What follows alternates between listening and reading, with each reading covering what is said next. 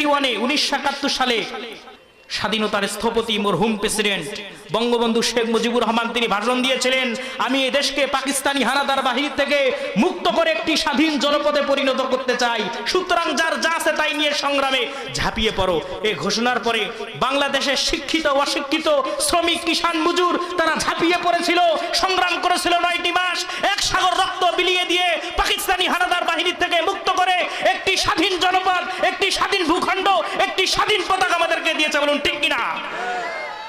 সেই স্বাধীন দেশ, সেই স্বাধীনতা অর্জন করেছি আমরা এই মাসে। যারা দেশের জন্য, যারা কোরআনের জন্য, যারা স্বাধীনতার জন্য জীবন দিয়েছে তাদের কি কখনো ভোলা যাবে? বলুন যাবে? সালাম, বরকত, রফিক, জব্বার তাদের জন্য আমাদের হৃদয়ে দোয়া আছে না নাই? আরো জলে বলুন দোয়া আছে না নাই? তাদেরকে কখনো ভোলা যাবে না। এক সাগরে রক্তের বিনিময়ে বাংলার স্বাধীনতা আনলে যারা, আমরা তোমাদের ভুলবো না, আমরা তোমাদের ভুলবো না।